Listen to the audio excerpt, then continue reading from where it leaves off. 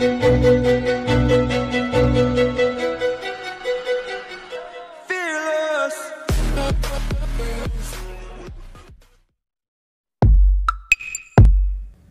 Malvar, ang pangalawang presidente ng Pilipinas. Maligayang pagbabalik mga kahistorika. Alam mo ba kung sino ang pangalawang presidente ng Pilipinas? Panoodin ang bidyong ito upang iyong malaman.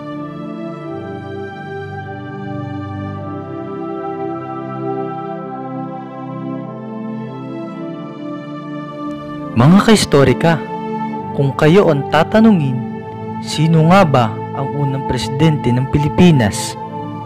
Si Emilio Aguinaldo o ang Supremo Andres Bonifacio? Subalit hindi lang ito ang pinagdidebatihan ng mga historiador.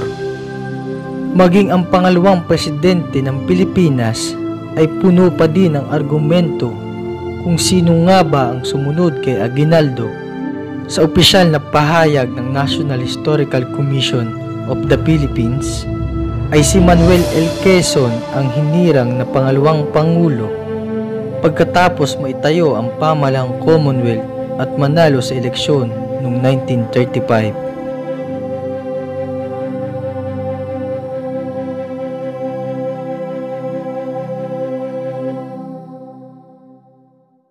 Halina't simulan natin ang kasaysayan ng buhay ni General Miguel Malvar, ang pangalawang presidente ng Pilipinas.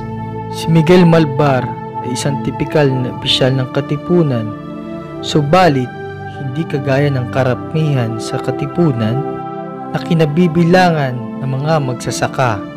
Si Malvar ay nagmula sa mayamang pamilya sa kanilang lugar sa Santo Tomas, Batangas. Si Malvar ay may maginhawang buhay. Siya ay nag-aral sa pribadong paaralan sa lugar ng Santo Tomas, Lipa at Tanawan. At naging kaklase pa niya si Apolinario Mabini. Sa kabila ng kakayahan na mag-aral sa Maynila, ay hindi niya ito ginusto at sa halip ay mas pinili niyang magsaka, bumili ng lupa sa paligid ng kanilang lugar at maging sa bundok makiling. Nagkaroon din siya ng taniman ng kahil at iba pang pananim.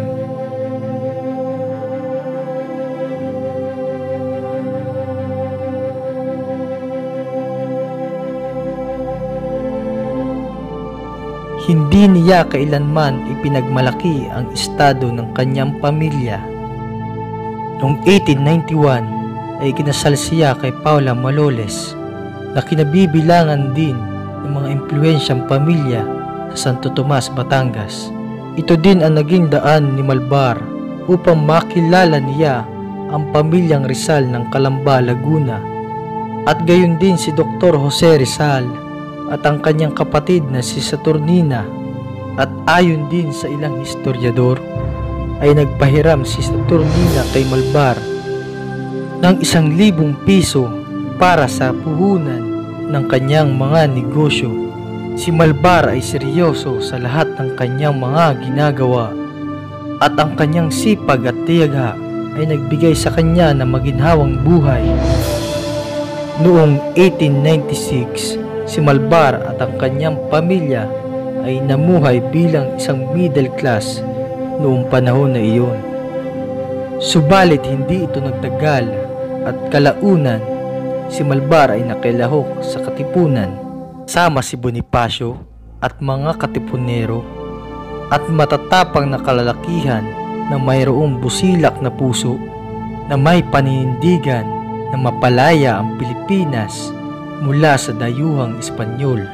Ito ay isang paraiso na hinangad hindi lang ni Malvar kundi ng sambayanang Pilipino. Nang mabalitaan ni Malvar na pumutok na ang revolusyon laban sa mga Espanyol, ay tinipon niya ang kanyang mga tauhan at dinisarmahan niya ang Guardia Civil sa Santo Tomas bago tumungo sa Talisay. Dahil dito, ang buong probinsya ng Batangas ay sinalalim ng mga Espanyol sa batas militar o martial law.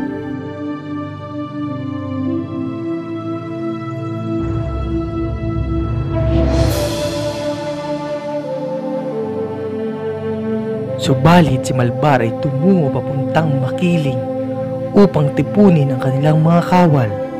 Pagkatapos ng taon, si Malbar ay may 75 tauhan na nasa kanyang pamamahala. Noong January 1897 ay nakipag-ugnayan siya kay Emilio Aguinaldo na noong panahon na iyon ay patungo sa Cavite. Pagkatapos itong tumanggi na suportahan ang grupo ni Bonifacio laban sa mga Espanyol sa lugar ng San Juan del Monte, Bulacan.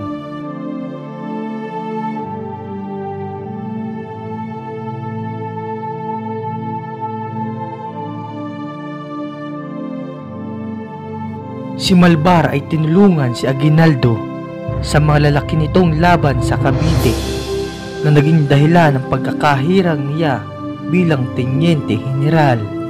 Pagkatapos ang Tejeros Convention at pagkatapos patayin si Bonifacio sa kamay ni Aguinaldo,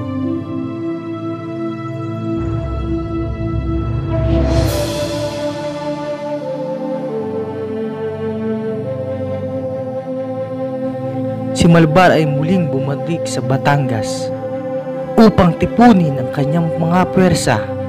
Nang matapos ang kasunduan sa Biak na Bato, ay isa si Malbar sa mga ipinatapon ng mga Espanyol sa Hong Kong.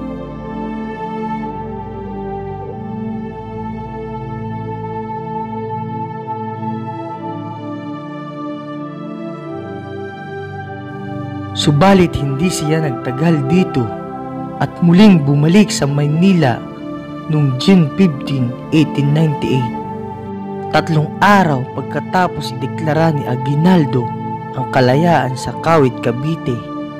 Nagkaroon siya ng 2,000 rifle at nagtayo ng kampo sa Lipa, Batangas at nag-organisa ng Pwersa Timog Luzon upang mapaghandaan ang susunod na mga laban.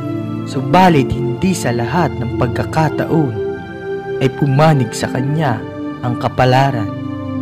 Nang dumating ang mga Amerikano, ay sinakop nila ang Maynila noong 1898 at nagdeklara ng giyera laban sa pamahalaan ni Aguinaldo. Si Malbar ay nagmadaling tumungo sa Laguna upang ipagtanggol ang mga bayan dito. Subalit, lubhang napakalakas ng pwersa ng mga Amerikano, nakadagdag pa sa pabigat ng kalooban at moral ng mga katipunero. Ang balitang pagpatay kay Antonio Luna na si Aguinaldo ang itinuturing sa larin.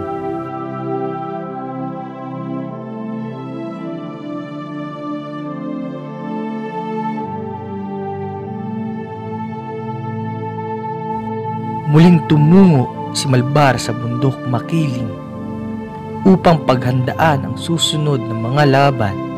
Subalit, ang mga Amerikano ay nagtalaga ng mga kampo sa paligid nito at hinarangan ang mga papasok na mga produkto dito upang sa ganung paraan ay maubusan sila ng kagamitan, pagkain at iba pang kailangan ng mga tauhan ni Malbar. Ito ay upang mawala ang moral ng mga katipunero. Subalit, lingid sa kanilang kaalaman, si Malbar ay may matibay na paninindigan. Noong 1900, ang mga Amerikano ay hinling ang pagsuko ni Malbar at nagpadala ng liham.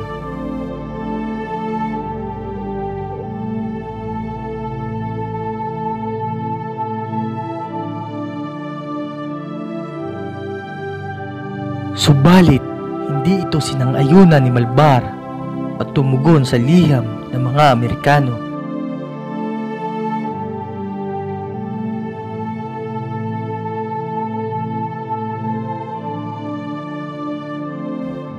Noong nadakip si Aguinaldo noong 1901, ay ibig sabihin nito na si Malbar na ang magiging pinakamataas na opisyal at siya na din ang uupong presidente ng Pilipinas.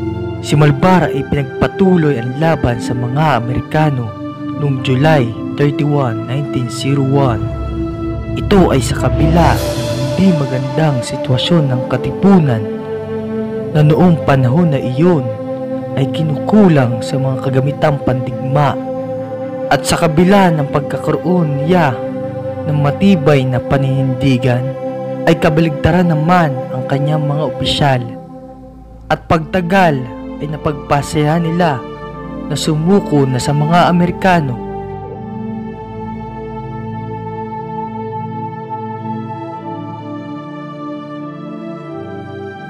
Subalit, lingid sa kalaman ng marami na ang kanyang asawa ang humikayat kay Malvar upang isuko ang kanyang dangal sa mga Amerikano. Si Presidente Miguel Malvar, 10 ng kanyang mga tauhan, ay opisyal na sumuko sa mga Amerikano noong April 16, 1902. Pagkatapos nito ay nagdesisyon siyang ituon na lamang ang kanyang panahon sa pamilya at tuluyan ng umiwas sa politika, at tinanggihan niya ang anumang posisyon sa gobyerno. Muli siyang bumalik sa pagsasaka upang buhayin ang kanyang pamilya. Siya ay namuhay na maginhawa ng 9 na taon bago siya bawian ng buhay dahil sa pagkakaroon ng sakit sa bato noong October 13, 1911. Sa kasulukuyang panahon, ang bayan ng Malvar sa probinsya ng Batangas ay sinunod sa kanyang apelyido, at kahit na hindi kinilala ang kanyang pagiging presidente, ay hindi natin maiaakila na si Miguel Malvar ay isang bayani na hinangad ang kalayaan ng Pilipinas mula sa mga dayuhan.